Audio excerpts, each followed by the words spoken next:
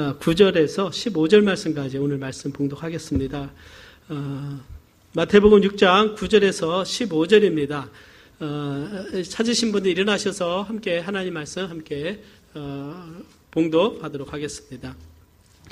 그러므로 너희는 이렇게 기도하라. 하늘에 계신 우리 아버지여, 이름이 거룩히 여김을 받으시오며 나라 임하옵시며 뜻이 하늘에서 이룬 것 같이 땅에서도 이루어지이다. 오늘날 우리에게 일용할 양식을 주옵시고 우리가 우리에게 죄 지은 자를 사하여 준 것 같이 우리 죄를 사하여 주옵시고 우리를 시험에 들게 하지 마옵시고 다만 악에서 구하옵소서. 나라와 권세와 영광이 아버지께 영원히 있사옵나이다. 아멘. 너희가 사람의 과실을 용서하면 너희 천부께서도 너희 과실을 용서하시려니와 너희가 사람의 과실을 용서하지 아니하면 너희 아버지께서도 너희 과실을 용서하지 아니하시리라. 아멘. 오늘은 마태복음 강해입니다. 18번째로 이렇게 기도하라. 따라서 해볼까요? 이렇게 기도하라. 예, 보통 주기도문이라고 하죠. 주님이 가르쳐 주신 기도입니다. 오늘 이 말씀을 가지고 함께 말씀을 나누겠습니다. 그래서 오늘은 분량이 좀 되기 때문에 집중해서 좀 잘 들으셔야 되고, 오늘 주기도문에 가르쳐 주신 주님의 그 말씀을 충분히 이해를 하고 나서 하나님께 기도할 때 이 기도 속에 우리가 어떻게 하나님께 나아가야 되는지 그 어떤 그 영적인 콘텐츠가 다 들어 있습니다. 그래서 오늘 말씀 가운데 또 주님의 뜻을 발견할 수 있는 우리가 되기를 바랍니다. 다 같이 기도하겠습니다. 사랑과 은혜가 풍성하신 아버지 하나님, 주의 임재 가운데 우리가 나왔습니다. 하나님 살아계시고 또 우리를 사랑하시는 아버지이신 줄 믿습니다. 우리의 기도를 들으시고 우리를 통해서 영광 받으시는 하나님 아버지, 오늘 우리의 예배가 하나님께 영광되게 하시고 오늘 말씀이 선포될 때 주님의 은혜가 오늘 우리를 변화시키는 놀라운 역사 있게 하여 주시고 우리 각자에게 필요한 말씀으로 주심으로 우리의 영적으로도 성숙하고 또 주님 닮아가며 정말 아버지와 같이 온전한 자가 될 수 있도록 인도하여 주시고 우리의 기도가 더욱더 하나님께 정말 나아가는 능력 있는 기도 되게 하여 주옵소서. 감사를 주께 돌리며 예수님의 이름으로 기도드리옵나이다. 아멘.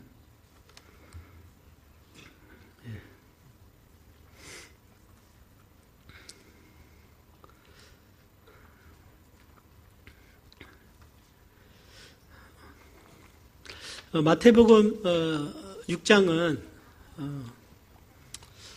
참된 경건이 무엇인가, 경건에 대해서 말씀하고 있습니다. 참된 경건. 그렇기 때문에 당시에 중요하게 여기시던 구제와 기도 그리고 금식을 통해서 주님께서 말씀하셨습니다.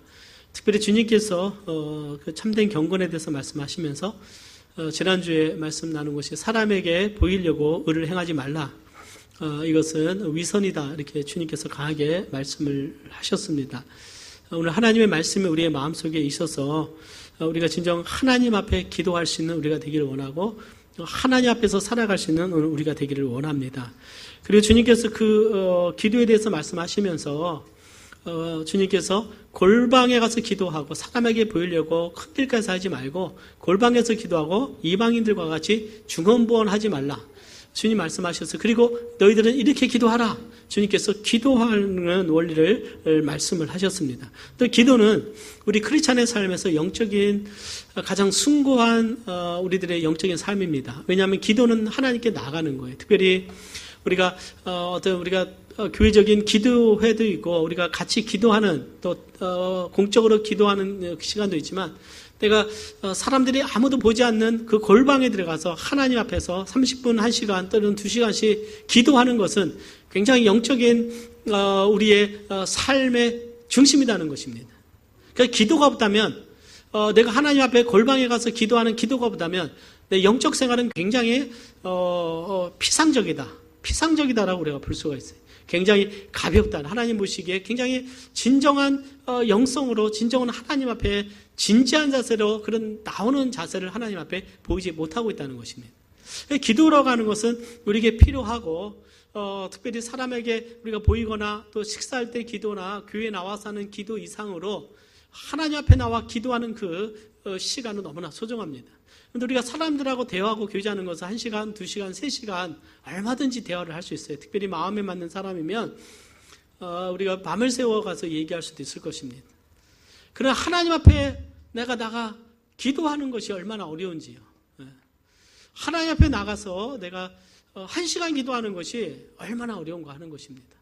기도라고 하는 것은 굉장히 영적 싸움인 거예요. 기도를 너무나 중요시 여기지만 그런 과연 내가 하나님 앞에 골방에 들어가서 30분, 1시간 또 내가 문제를 가지고 2시간, 3시간씩 하나님 앞에 내가 씨름하며 기도하고 있는가? 한번 우리 자신들을 돌아보기를 원합니다. 기도는 어려운 것이다. 기도는 어려운 것이에요. 그리고 사람에게 보이려고 하는 것도 아닙니다. 내가 몇 시간 기도했다. 이것을 어떻게 내가 드러내는 것을 그것은 굉장히 어떻게 해요? 그 중요한 것이 아니라 하나님 앞에 우리 기도해요. 그래서 오늘은 주님께서 하나님 앞에 내가 기도할 때 이렇게 기도하라 이렇게 말씀하셨어요. 오늘 주기도문은 많은 교회에서 예배 시간마다 그것을 어떻게 해요? 기도문으로 올리지만 주님은 예배 시간마다 이 주기도문을 하라. 항상 똑같은 기도를 하라 한 것이 아니라 이 기도의 원리를 가지고 하나님께 나아가라는 말씀인 것입니다. 주님의 그 말씀이 첫째, 그래서 오늘은 저는 7가지 포인트를 통해서 여러분들과 함께 주님이 가르쳐 주신 기도의 영적 원리를 함께 말씀 나누고자 합니다. 첫 번째, 기도는 하나님은 하늘에 계신 우리 아버지시다. 그래서 6장 9절에 보니까 너희는 이렇게 기도하라. 하늘에 계신 우리 아버지요. 따랐습니다. 하늘에 계신 우리 아버지요. 자, 우리가 나아갈 때 누구에게 나아가냐? 아버지께 나아갑니다. 하늘에 계신 아버지. 그야말로 하늘에 계신 아버지입니다. 하늘에 그 보좌를 세우시고 그 하늘에서 모든 것을 바라보시는 그 아버지에게 나아가요. 그분은 God 하나님입니다. 그분의 이름은 너무나 높고 존귀한 이름인 것이죠. 근데 그 하나님을 내가 아버지라고 부른다는 사실 앞에 우리는 하나님께 감사해야 될 줄 믿습니다. 저희 몇 해 전에 한 자매님께서 우리 교회에 오셨어요. 신앙생활을 오래 하셨던 분인데 한 번도 하나님을 아버지라고 부른 적이 없다고 했습니다. 왜 그랬을까요? 아직 예수님을 통해서 죄사함 받고 구원받지 못했기 때문에 그랬어요. 그래서 그분이 복음을 듣고 예수 그리스도를 개인의 구주로 영접하고 구원을 받으셨어요. 그러면서 그때 비로소 하나님을 아버지라고 부를 수 있었다. 이렇게 고백을 했습니다. 사랑하는 여러분, 하나님을 아버지라고 부르십니까? 아버지라고 부를 수 있는 사람은 누군가 하는 것이죠. 그들은 예수 그리스도의 보혈로 죄사함 받고 구원받은 하나님의 자녀들입니다. 구원받은 자들만이 하나님을 아버지라고 부를 수 있어요. 우리가 구원받을 때 성경은 말하기를 종의 영을 받지 아니하고 양자의 영을 받았으므로 아바 아버지라 부르짖느니라. 성령이 친히 우리 영으로 더불어 우리가 하나님의 자녀인 것을 증거하시나니 그랬습니다. 로마서 8장 15절이에요. 하나님께서 우리를 죄악 가운데 구원하셨을 뿐만 아니라 우리에게 은혜를 주셔서 우리를 하나님께서 양자의 영을 주셔서 하나님의 자녀되게 하시는 양자로 우리를 삼아 주셨어요. 하나님의 양자로 삼아 주신 줄 믿습니다. 그래서 거듭난 자만이 하나님의 말씀과 복음의 말씀과 성령의 능력으로 거듭나 하나님의 자녀가 된 자만이 하나님을 아버지라고 부를 수 있는 특권이 있고 그때야 비로소 우리의 기도가 하나님께 나갈 수가 있는 것입니다. 자, 그러면은 우리도 자녀인데 예수님도 아들이십니다. 자, 여기에서 우리가 볼 수 있는 것은 예수님의 독생자에 대해서 한번 생각해 보기를 원합니다. 예수 그리스도는 하나님의 아들인 줄 믿습니다. 삼위일체 하나님이 있어요. 근데 성경은 말하기를 하나님은 오직 한 아들만 있어요. 그분이 누구예요? 예수 그리스도이십니다. 성경은 독생자라고 말하고 있어요. only son, 또 only begotten son이라고 영어로 말하면요, 독생자입니다. 예수 그리스도는 하나님의 독생자로서 하나님의 그 모든 신의 성품, 하나님의 성품과 능력을 공유하신 분으로서 그분은 독생자이십니다. 그래서 우리는 독생자가 아니에요. 예수 그리스도만이 하나님의 아들이시고 그분만이 하나님의 독생자일 줄 믿습니다. 삼일체 하나님이신 것이. 그래서 예수 그리스도는 이 땅에 오셨지만 하나님의 모든 그 능력과 신성을 가지고 이 땅에 오신 분이셨어요. 그분은 하나님을 아버지라고 부르셨습니다. 그 당시에 하나님을 아버지라고 부를 수 있는 사람이 아무도 없었어요. 오직 예수님만이 하나님을 아버지라고 부르셨어요. 그 성경은 골로새서 말하기를 예수님은 보이지 아니하는 하나님의 형상이다. 독생자신데 하나님의 그 모든 영광과 능력을 가지고 이 땅에 오신 분이 예수 그리스도이시고 예수님 안에 하나님의 모든 충만함이 예수님 안에 거하셨어요. 그래서 예수님과 아버지 하나님은 굉장히 특별한 관계이셨습니다. 그분만이 오직 하나님의 아들이시요 독생자가 되시는 것이죠. 그래서 주님은 더 아버지라고 부를 수 있었어요. 그럼 우리는 그러한 존재가 될 수 있냐? 안 돼요. 우리는 인간으로 태어났고 죄악 가운데 태어났고 타락한 존재였지만 그러나 하나님이 우리를 사랑하셔서 예수님의 피로 말미암아 우리 죄를 사하시고 성령으로 새롭게 거듭나게 하실 때 하나님은 우리를 양자로 삼아 주셨습니다. 하나님의 그 자녀의 반열로 우리를 세워주셔서 그 사랑을 굉장히 표현하신 거예요. 왜 그럴까요? 우리를 하나님께서 구원하기 위해서 예수님의 십자가에 엄청난 대가 지불을 하셨고 아들을 희생하시면서까지 우리를 사랑하신 그 사랑이었기 때문에 하나님은 우리를 너무나 존귀하고 귀하게 우리를 대하시기로 결정하신 것입니다. 우리가 지옥에 가지 않는 것만 해도 굉장할 거예요. 그러나 하나님은 우리를 사랑하셔서 지옥에 안 갈 뿐만 아니라 거기에서 구원하실 뿐만 아니라 우리를 영원한 천국으로 우리를 인도하시되 자녀된 신분으로 그리고 예수 그리스도의 그 유산을 상속을 그 기업을 우리에게 누리도록 하나님께서 그 은혜까지 주신 줄 믿습니다. 아들에게는 아버지의 그 상속을 받을 특권이 있어요. 우리는 예수님과 함께 그 아버지의 그 상속을 받을 것이라고 말씀하셨는데 그것은 바로 천국에서 우리가 누릴 특권을 우리에게 말씀하고 있는 것입니다.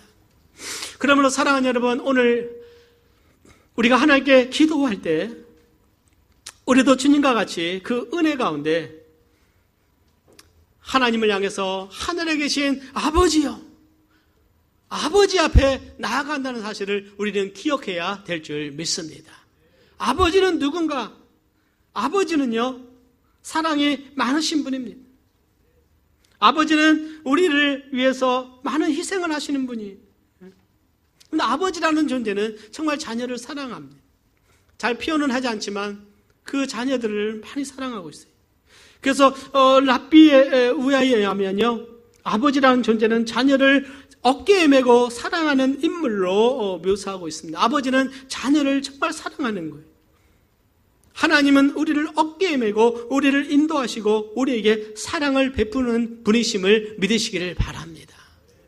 그래서 우리에게는 하늘에 계신 아버지가 있다는 사실 앞에 우리의 마음의 위로와 격려를 받으시기를 바라고, 내 삶이 힘들고 무거운 짐이 있고 어려울 때 우리는 누구에게 달려가야 되냐? 우리 아버지께 우리는 달려가야 될 줄 믿습니다.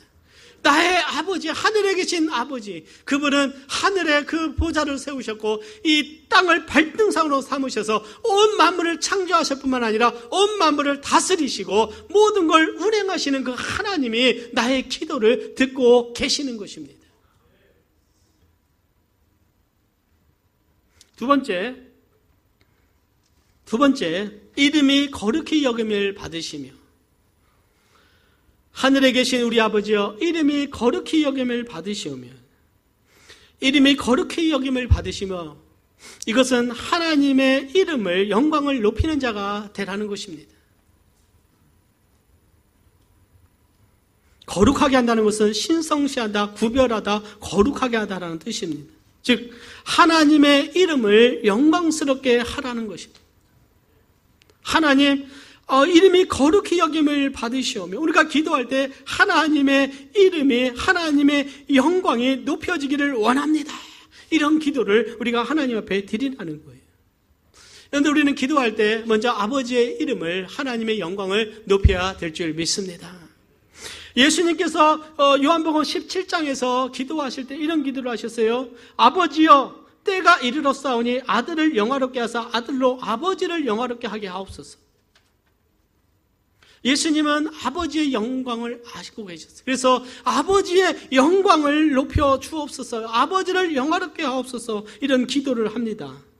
그리고 4절 5절입니다. 여러분들 그 아울란에 있는지 모르겠습니다. 제가 양이 많아서 좀 다 포함시키지 않았는데요.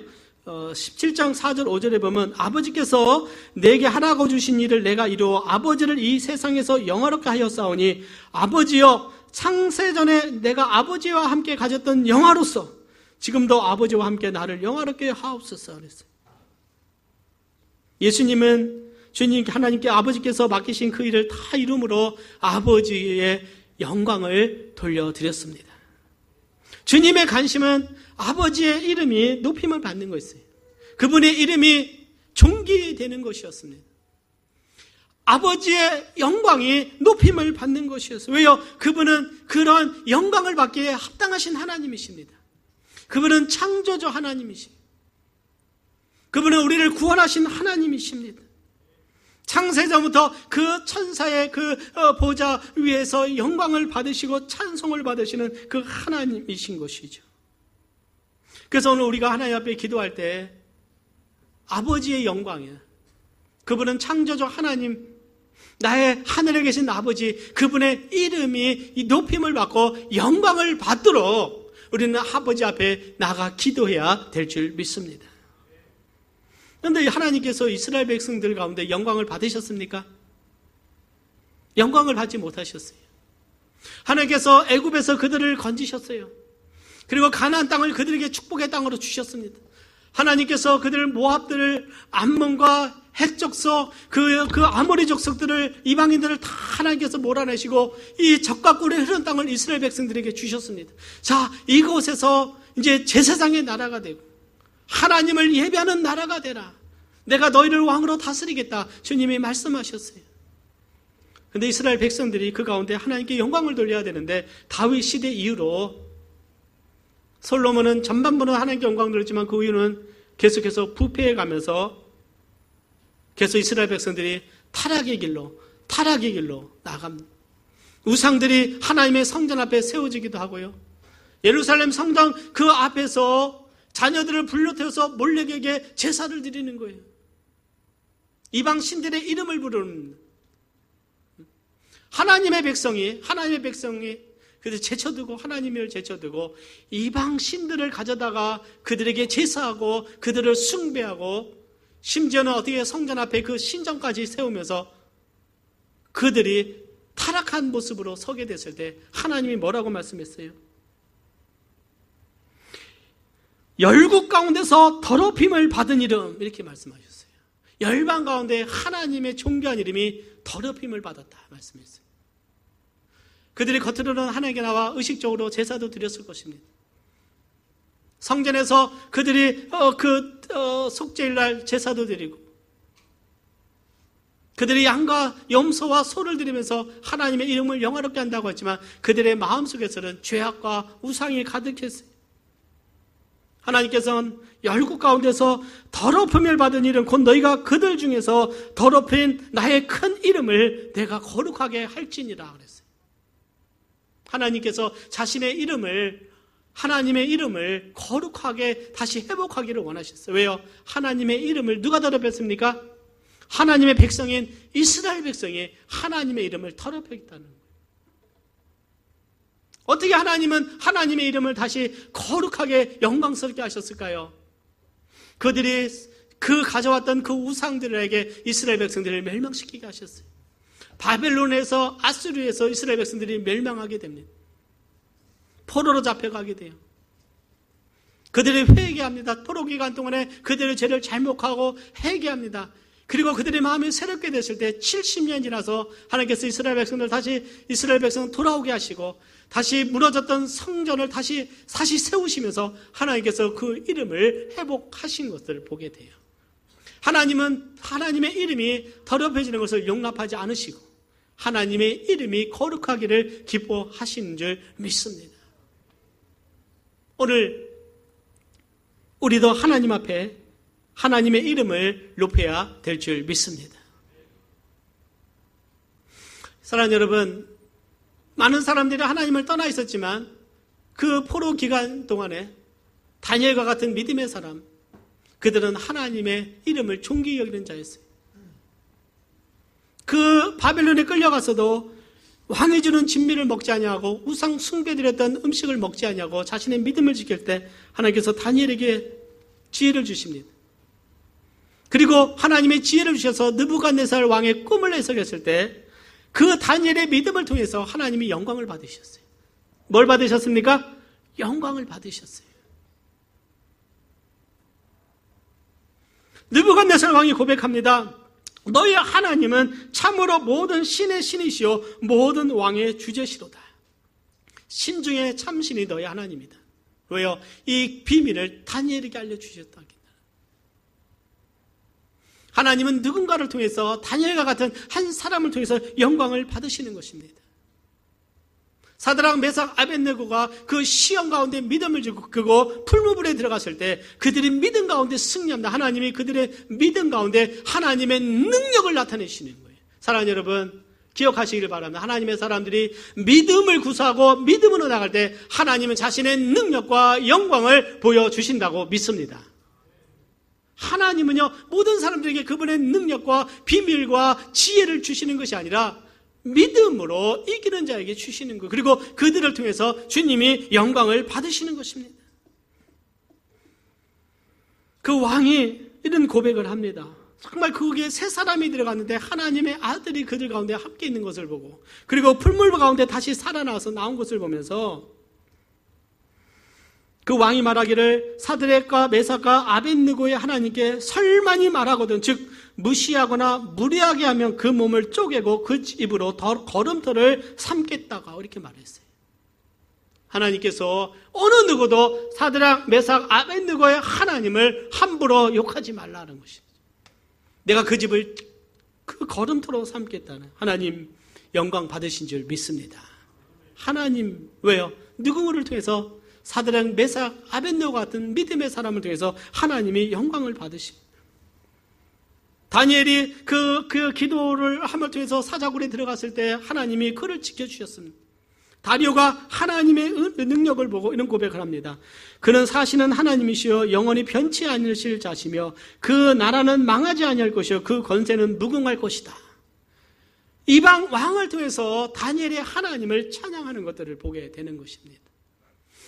여러분들, 우리의 많은 핍박과 어려움 가운데 우리가 믿음을 지킨다면 그 어려움 가운데 주님이 영광 받으신 줄 믿습니다. 그래서 오늘 우리들의 삶을 통해서, 우리의 믿음을 통해서 우리의 궁극적인 목적은 우리 아버지의 이름이 영광을 받으시는 그 믿음을 가지고 사랑하는 여러분, 기도하는 우리가 되기를 바랍니다. 성경은 이런 말씀을 하고 있어요. 마태복음 5장 16절에 이같이 너희 빛을 사람 앞에 비치게 하여 저희로 너희 착한 행실을 보고 하늘에 계신 너희 아버지께 영광을 돌리게 하라. 너희 착한, 뭐라고 했습니까? 착한 행실을 보고. 우리가 세상에서 우리는 하나님을 이 땅에서 우리는 대신하고 있습니다. 즉 하나님의 이름을 가지고 살아가, 예수님의 이름을 가지고 살아갑니다. 오늘 많은 사람들이 교회가 본의 안 되고 믿는 자가 본의 안 돼서 세상은 교회를 욕하는 것이 아니라 우리의 하나님을 조롱하고 모욕하고 있어요. 오늘날 포털 사이트에 일주일에 한두 번씩은 꼭 교회에 관계된 것이 뜹니다. 물론 교회 다닌다고 다 거듭난 하나님의 자녀는 아니죠. 세상은 그 어떤 기회를 가지고 교회를 핍박하고 교회를 조롱할 때 그 모든 것이 그 행실에서 올바르지 않을 때 흠이 잡힌다는 것입니다. 하나님의 이름이 이방인들 가운데 모독을 받고 있다는 거예요. 오늘 나를 통해서 많은 사람들이 내가 믿는 하나님께 영광을 돌리고 있는가, 아니면 나를 바라볼 때 내가 믿는 하나님에 대해서 욕하고 있는가, 오늘 우리 자신들을 돌아보시기를 바랍니다.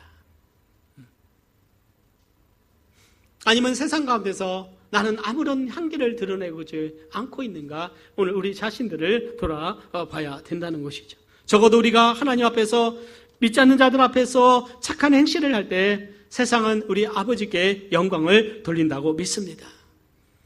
우리가 거룩한 행실을 통해서 하나님께 영광을 돌려야 됩니다. 그래서 오늘 이 땅 살아가면서 우리가 기도하는 건데, 하나님, 아버지의 이름이 거룩함을 있게 하여 주옵소서. 영광을 받으시옵소서. 존귀하게 되게 하여 주옵소서. 그런 기도는 오늘 우리가 이 땅에 살아갈 때 믿는 자로서 올바른 행실과 믿는 자로서 품격 있는 크리스찬의 삶을 살아가기로 결단하는 우리의 기도가 되리라고 믿습니다. 그래서 아버지의 이름이 거룩하게 여김을 받는,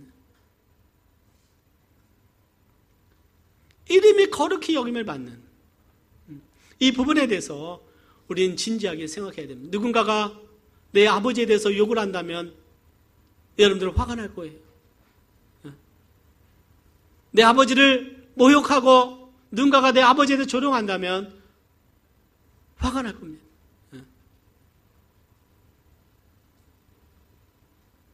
누군가가 나를 통해서 하나님을 모독한다면 우리는 하나님 앞에 우리 자신을 돌아보면서 회개하고 진정 믿는 자로서의 하나님께 영광 돌리는 행실이 우리 안에 배어나도록 우리는 나가야 될 줄 믿습니다. 오늘 이 말씀은 산상수훈에서 흘러가는 예수님의 가르침에 계속 그 중심 속에 이 기도가 있다는 사실을 우리는 기억하여야 되고, 성경의 전반부에 흐르는 하나님의 말씀의 중심이 이 주님이 가르쳐 주신 이 기도 안에 있다는 사실을 우리는 기억을 해야 되는 것입니다. 그래서 우리 크리스찬들은 세상에 나가서 욕하거나 저주하는 말을 하거나 분노하거나 그 어떤 미련하다 저주하는 말을 해서는 안 된다는 거예요. 왜요? 그들은 우리를 욕하는 것이 아니라 우리가 믿는 주님을 욕하기 때문에 그렇다는 것입니다. 그러나 우리가 주님의 이름으로 선한 행실을 하고 우리가 구제하고 주님의 이름으로 선한 일을 할 때 그들은 교회를 칭송하고 믿는 자들을 칭찬하고 우리 하나님께 영광 돌릴 줄 믿습니다. 그 다음 주님께서 하신 세 번째 가르침이 있어요. 6장 10절입니다. 다 같이 한번 봉독합니다. 시작. 나라의 임하옵시며. 나라의 임하옵시며. 우리는 하나님의 다스림에 순종하기를 기도해야 됩니다. 나라의 임한다. 킹덤. 나라는 하나님의 나라를 의미하고 있어요.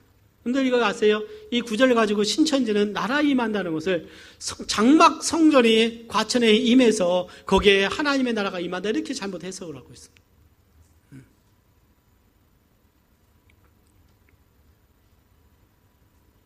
나라에 임한다는 것은 무엇이냐 하는 것입니다. 나라는 하나님이 통치하시는 하나님의 나라임을 믿습니다. 하나님이 다스리는 거예요. 어떻게 다스리는가? 우리를 죄 가운데 구원하셔서 사탄의 올매에서 벗어나게 하셔서 이제는 그 죄의 나라, 사탄의 왕국에서 벗어나서 하나님의 나라의 백성으로 우리를 삼아 주셨어요.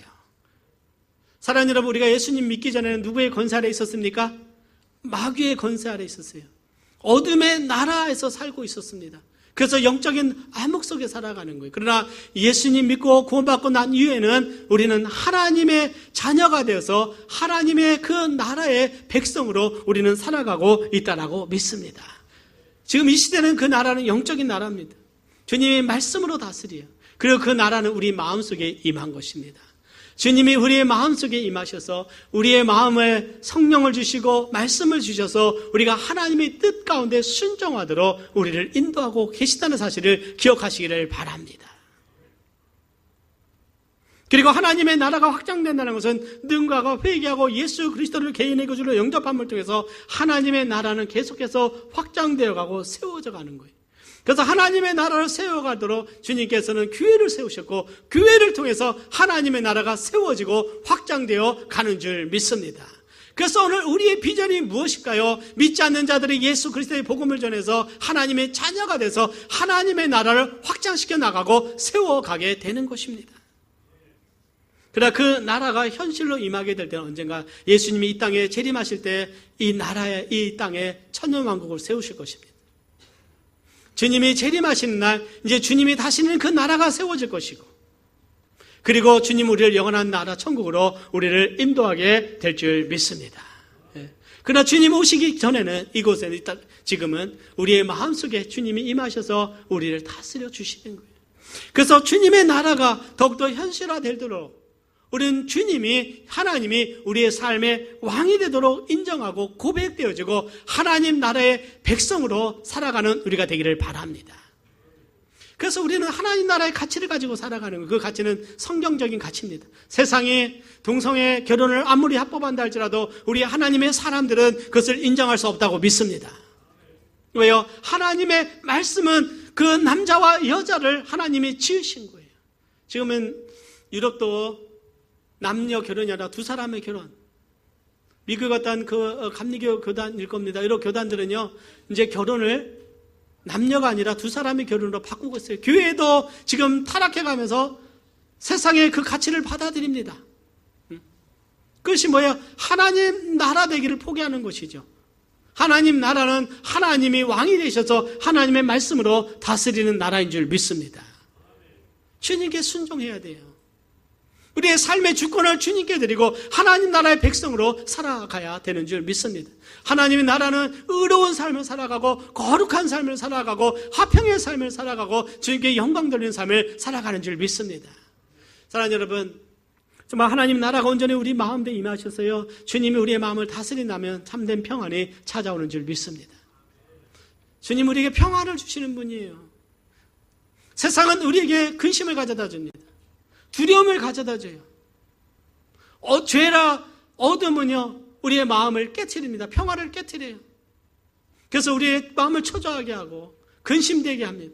그러면서 믿음에서 떠나가게 하는 거예요. 그러나 여러분들 주님의 나라 말씀을 붙드시기를 바랍니다. 주님이 다스리는 그 마음이 우리 마음에 있다면 온전한 평안과 기쁨이 우리 가운데 있게 되리라고 믿습니다.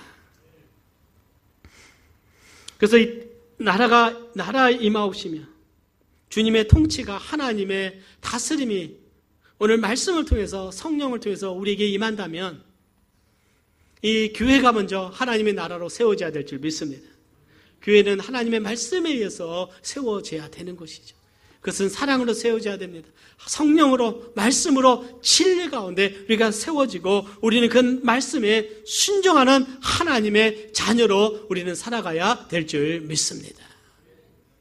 그러나 내가 구원받은 하나님의 자녀인데 내 가치가 세상적인 가치라고 한다면, 세상의 다스림을 받는다면 나는 아직 하나님의 통치 안에 들어가지 않는 거예요.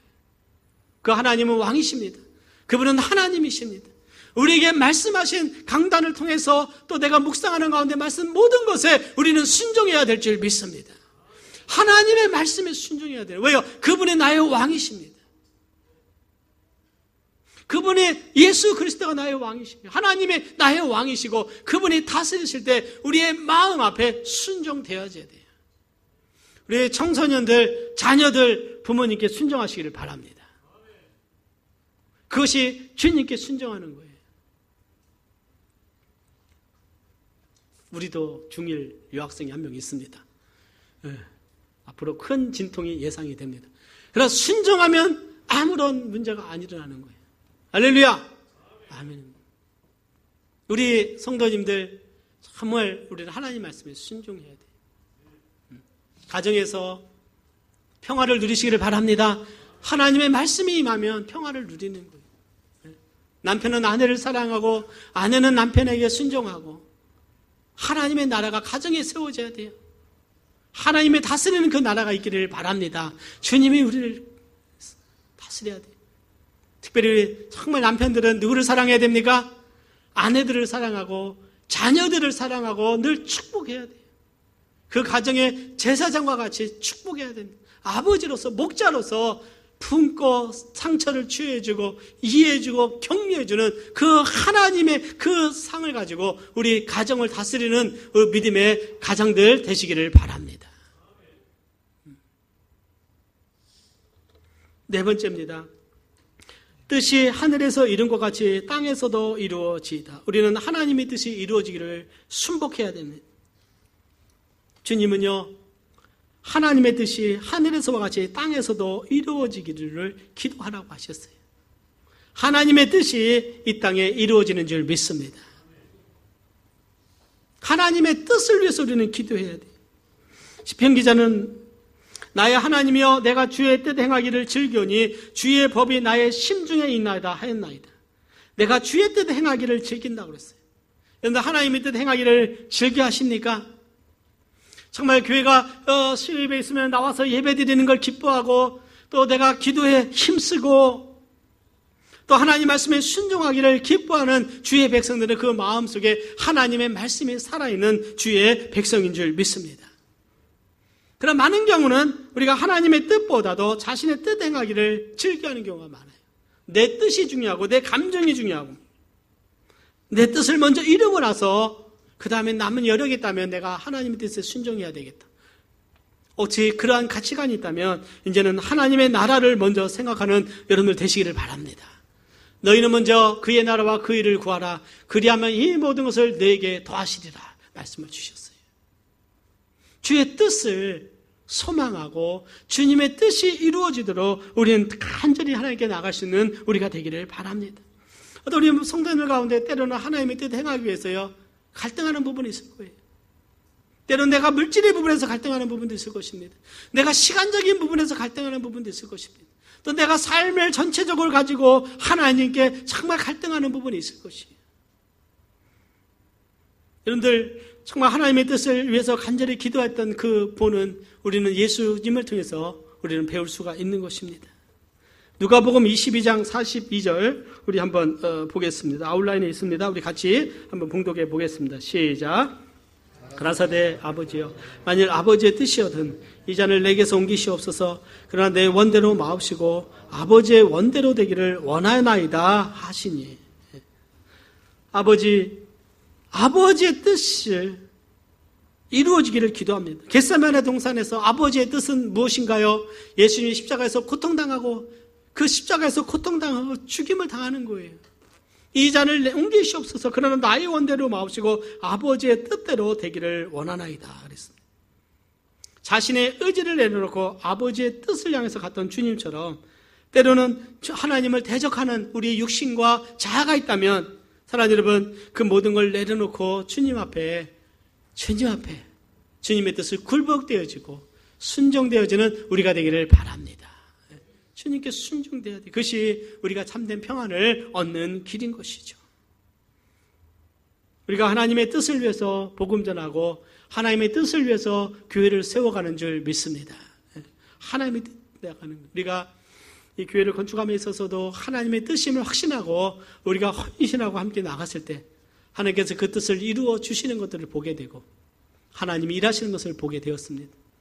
정말 하나님의 뜻을 발견하고 그 뜻대로 행하는 삶은 가장 우리의 삶이 주님의 뜻 가운데 기뻐하는 삶이고 하나님을 경험하며 하나님의 능력으로 살아가는 길이라고 믿습니다. 5번째입니다. 5번째. 오늘 주기도문 이 말씀을 쭉 하다 보니까 여러 가지 주제가 있어요. 오늘 깊이 집중해야 됩니다. 네. 자, 이제 11절 다 같이 한번 봉독할까요? 시작. 오늘날 우리에게 일용할 양식을 주옵시고, 일용할 양식, 데일리 브레드, 일용할 양식을 주옵시고.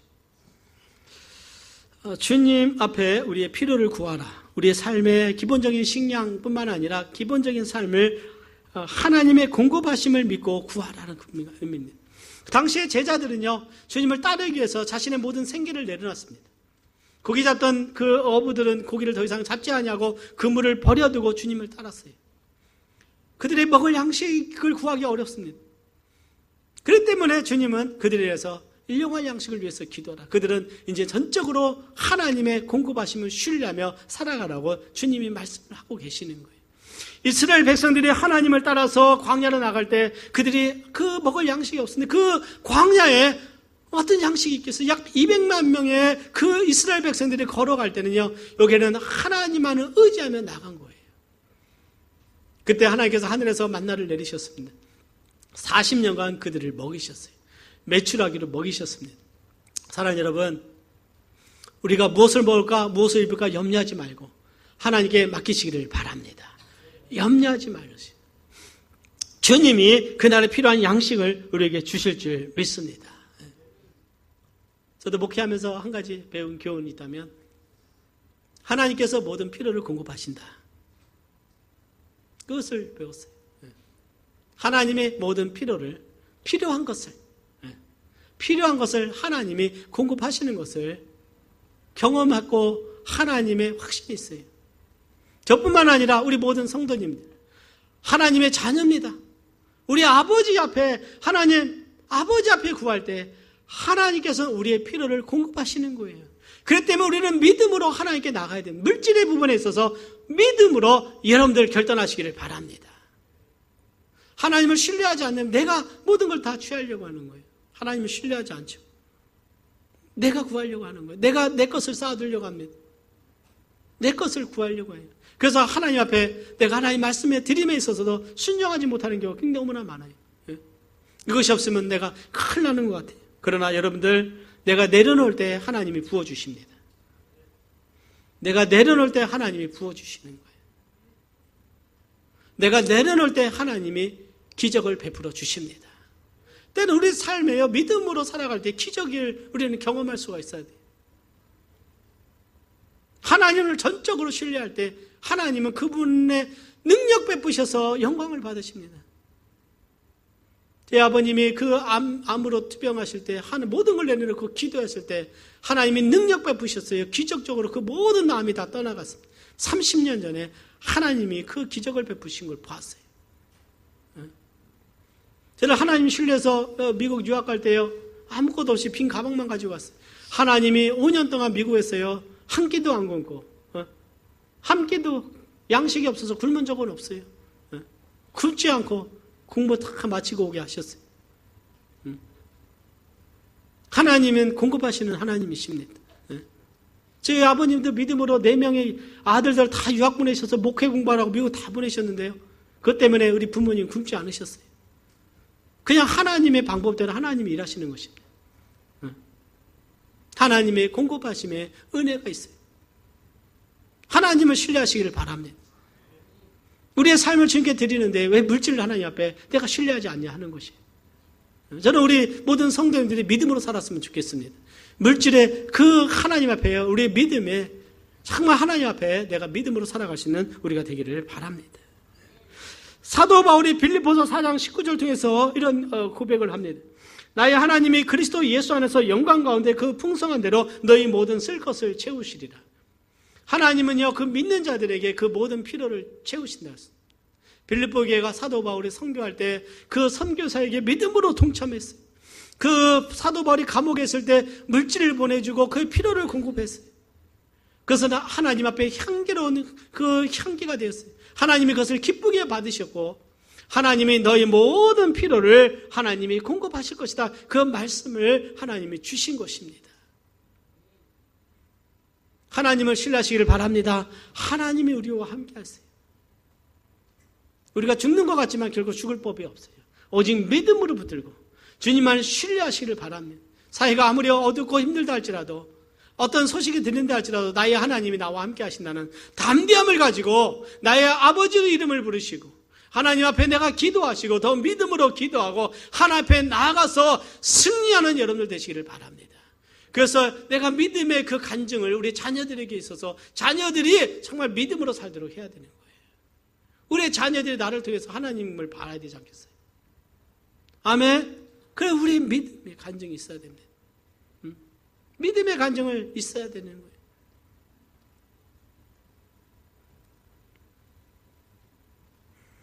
주님께서는요, 모든 걸 버리고 주를 쫓은 베드로를 향해서 금세에서 여러 배를 받고 내세의 영생을 받지 못할 자가 없느니라 그랬어요. 주님께서 주를 위해서 내려놓으면 주님은 여러 배를 받겠다. 그 말씀을 주셨습니다. 6번째입니다. 6번째요. 12절 말씀 같이 봉독합니다. 시작. 우리가 우리에게 죄 지은 자를 사하여 준 것 같이 우리 죄를 사하여 주옵시고 우리는 용서받기 위하여 용서해야 합니다. 용서는요, 주님의 가르침이 굉장히 중요한 부분이셨어요. 예수님이 용서에 대해서 말씀하셨고 용서를 실천하셨습니다. 즉, 왜 용서가 중요하냐? 내가 다른 사람들과의 관계는요, 하나님과 나와의 관계에 영향을 미친다는 사실을 알아야 됩니다. 내가 누군가를 미워하면요, 하나님이 멀리 가버리시는 거예요. 느낌이 멀리 있어요. 며칠 전에 저희 가정에 약간의 긴장이 있었습니다. 제가 마음이 상해서 한 이틀 동안 우리 애들한테 얘기를 안 했어요. 예. 그래서 이제 한 2, 3일 지나고 불러다가 이제 왜 그랬는지 얘기를 했어요. 딱 우리 딸이 한 말이 있었어요. 예. 며칠 동안 하나님이 멀리 느껴졌다고. 그 믿음 좋다는 하나님이 멀리 느껴졌다. 예. 굉장히 의미가 있었어요. 예. 하나님이 멀리 느껴졌다. 예. 물론 제가 어떻게 실수를 해가지고 아이들 마음을 상하게 했기 때문에 뭐 제가 말을 하지 않았죠. 마음이 좀 저도 상하고 그래서 2, 3일 동안 얘기를 안 하고 3일 지나고 나서 불러다가 내가 왜 그래야 되는지 아무리 그래도 가족한테는 절대 화를 내면 안 된다. 예? 가까이 있는 사람들끼리 더 잘해야 된다. 형제끼리, 자매끼리. 특히 부모한테는 어떻게 딸이 부모한테 이렇게 벌어갈 수가 있냐. 예? 제가 그 딸이 없기 때문에 특별히 얘기를 하지만 그렇습니다. 예? 뭐 자주 있는 건 아니고요. 그런데 하나님이 멀리 느껴져 있다고 고백을 하는 거예요. 그래서 얘기하고 서로 기도해주고 또 가르쳐줬어요. 그래서 그 다음부터 굉장히 더 겸손해졌더라고요. 사랑하는 여러분, 교훈이 그것입니다. 내가 누군가가 멀어지게 되면요, 마음으로 멀어지고 담을 쌓게 되면 하나님도 나와 담이 쌓게 된다는 거예요. 내가 원수를 용서하지 않는 거, 상처받은 자를 용서하지 않는 거요, 이 관계가 막힌 거예요. 그럼 하나님과의 관계도 자동적으로 막히게 된다는 거예요. 내가 용서하고 내가 사랑을 보여주면 하나님도 나를 용서하셔서 내 죄를 용서해 주신다는 것이. 우리가 완전하지 않잖아요. 내가 누군가에 대해서 쓴뿌리가 있고 누군가에 대해서 용납하지 못하는 마음이 있는데 나라고 완전합니까? 우리 다 똑같은 인간이에요. 나도 연약합니다. 나도 부족합니다. 나도 실수할 수 있어요. 자녀들에게 실수할 수 있고 배우자에게 실수할 수 있고 믿는 지체들에게 실수할 수 있고요. 직장에서 누군가가 내가 상처를 줄 수도 있고 상처를 받을 수 있어요. 그럼 그때 어떻게 해요? 내가 마음을 탁 닫아버려 말을 안 해버려요. 그러면요, 내가 용서하지 않으면 내가 잘못한 것에 대해서 나도 용서를 받아야 되는데 하나님이 나를 용서하지 않겠다. 내가 너를 안 보겠다고 그래요. 제가 그랬죠. 제가 마음이 상하니까 한 2, 3일 동안 얘기를 안 했어요. 얘기를 안 했어요. 그냥. 다시 얘기를 시작을 했습니다. 그렇기 때문에 우리가 용서하는 것은, 형제를 용서하는 것은 내가 하나님의 은혜를 누리는 특권인 것입니다. 내 마음에 어둠이 찾아오는 거예요. 내가 누군가를 용서하지 않고 내가 그 마음에 견고한 진이 있다는 거죠. 사탄이 나를 지금 공격하고 있는 것이에요. 나를 공격하고 있는 것입니다. 그 때문에 여러분들 우리의 마음을 지킨다는 것은 그 마음의 평화를 누리기 위해서 그 마음을 정말 용서하고 하나님께 맡기고 내가 눈물로 기도해서 마음의 회복과 자유함을 누릴 수 있는 우리가 되기를 바랍니다. 그래서는 평안을 누려야 되는 거예요. 누군가가 쓴뿌리가 있으면요, 하나님과 관계도 막히고 사랑과의 관계도 못하고 하나님이 나에게 주신 사랑이 10이었는데 갑자기 2, 3으로 줄어들어서 내가 어떻게 돼? 내가 작은 사람이 되는 거예요. 내가. 하나님은 우리가 그렇게 되기를 원치 않습니다. 그렇게 되기를 원하는 자는 사탄밖에 없어요. 그때 우리는 사랑을 베풀고 손을 내밀고 끊임없이 용서하고 하나님의 은혜를 사모해야 될 줄 믿습니다.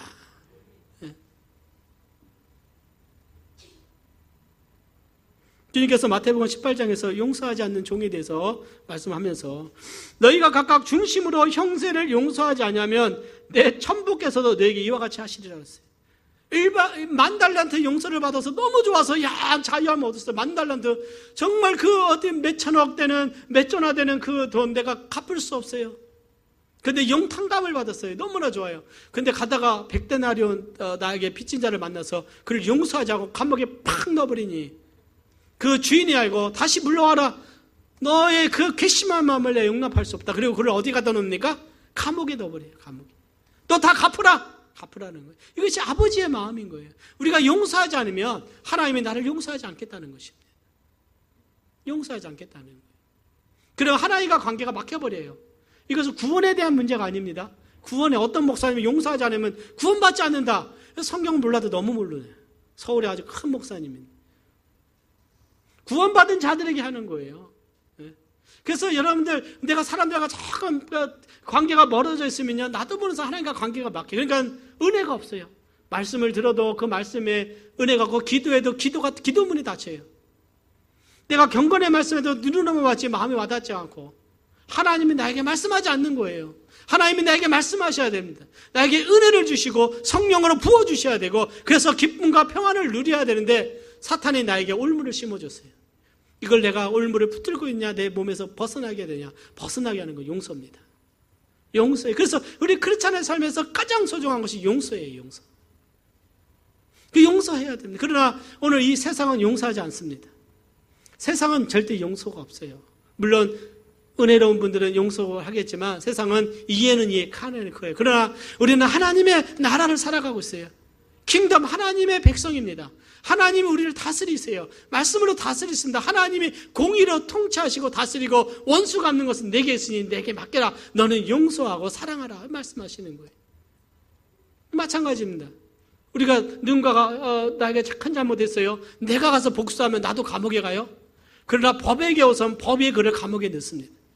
작은 일이지만 내가 마음의 원한을 갖고 내가 복수하면 하나님이 나를 감옥에 넣는 거예요. 어떤 감옥에 넣습니까? 그 마음의 감옥에 나를 가둬버리는, 내가 갇혀버리는 거예요. 자유함 누리기 위해서 용서해야 됩니다. 용서해야 돼요. 그래야 내가 자유함을 누리고 하나님의 사랑을 누리고 정말 하나님의 은혜를 누리는 거예요. 하나님은 나를 끊임없이 용서하신 줄 믿습니다. 매일 나를 용서하고 계세요. 우리가 하나님 앞에 얼마나 잘못하는 것이 많아요. 내가 형제에게 함부로 하는 거, 내가 형제에게 욕하는 거 다 하나님에게 잘못하는 거예요. 내가 속이는 거, 내가 막말하는 거 다 하나님 앞에 잘못하는 거예요. 그럼에도 불구하고 하나님은 나를 받으시고 나를 궁일이 여기시고 기다리시고 은혜를 주시잖아요. 내가 영적 생활 게을리하는 거 하나님은 다 아세요. 다 아십니다. 내가 적당히 신앙생활을 하려면 하나님 다 아세요. 그러나 주님은 기다리십니다. 우리가 하나님 앞에, 내가 하나님 앞에 내세울 것이 아무것도 없어요. 그냥 은혜입니다. 은혜. 저는 고백해요. 은혜로 살아갑니다. 모든 것이 은혜예요. 내가 서 있는 내 이곳, 내 가족, 내 배우자, 자녀들, 우리 성도님들, 건강, 모든 것이 하나님의 은혜입니다. 그냥 은혜 속에 살아가는 거예요. 은혜 속에. 그러니 감사할 것밖에 없죠. 네?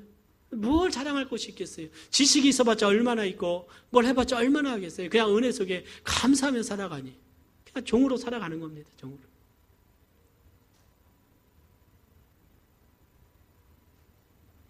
오늘 많은 분들이 오늘날 이 용서하지 못하는 올무에 거쳐서 가는 것입니다. 만일 우리가 우리 죄를 자백하면 저는 미쁘시고 의로사 우리 죄를 사하시며 모든 불의에서 우리를 깨끗게 하실 것이요. 우리가 믿는 자들이 정말 잘못하면 하나님께 나와서 죄를 자백하고 회개합니다.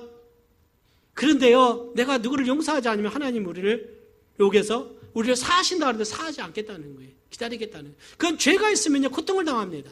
근심이 찾아와요. 두려움이 찾아오고 염려가 찾아오고 죄로 인한 고통을 당하는 거예요. 여러분들. 세상에서 가장 무거운 짐이 무슨 짐이냐? 죄의 짐입니다. 죄의 짐. 우리가 하나님 앞에 잘못했다면, 정말 또 사람 앞에 내가 실수했다면 우리 하나님께 회개하고 하나님 은혜 가운데 우리가 정말 용서를 구하는 우리가 되기를 바랍니다. 그리고 다른 사람에게도 용서를 할 수 있어야 돼요. 주님은 용서의 능력을 아셨어요. 용서의 능력. 예수님은 채찍질하고 잔인에게 대한 그 로마 군인을 향했어요. 예수님은 용서하셨어요. 아버지여 저희를 사하여 주옵소서 자기 하는 것을 알지 못하나이다. 이렇게 말씀하셨습니다. 오늘 내가 용서할 사람이 누군가? 한번 여러분들 그것을 붙들고 기도하시길 바랍니다. 내가 용서할 사람이 누군가? 마지막 7번째입니다. 우리는 시험에 들지 않고 악에서 건지도록 기도해야 합니다. 시험, 죄의 유혹에 이끌리는 것입니다. 시험은 뭐라고요? 죄의 유혹에 빠지는 거예요. 시험에 들지 마시기를 바랍니다. 시험에 들게 되면요, 그 다음에 악의 길로 가게 돼요. 죄의 길로 가게 됩니다. 시험에 빠지게 되면 죄의 길로 가게 되는 거예요. 시험의 그 동기는 우리의 마음에 많이 있습니다. 정욕이 있어요. 아나니아와 삽비라는 탐심이 이끌려 죄의 길에 갔어요. 다윗은 목욕하는 밧세바를 바라보면서 정욕이 그를 다스리게 되면서 악의 길로 가게 됩니다. 그래서 우리는 시험에 들지 말고 악에서 건지도록 우리는 기도해야 될 줄 믿습니다. 오늘 혹시 여러분들 시험 들었습니까? 내 마음이 불편하고 어렵고 뭔가 나를 힘들게 하는 것이 있습니까? 시험 드는 거예요. 시험에 들면 내가 그것을 이기지 못하면 악의 죄의 길로 가게 됩니다. 그래서 사탄은 우리에게 시험을 주는 거예요. 시험에 빠지게 합니다.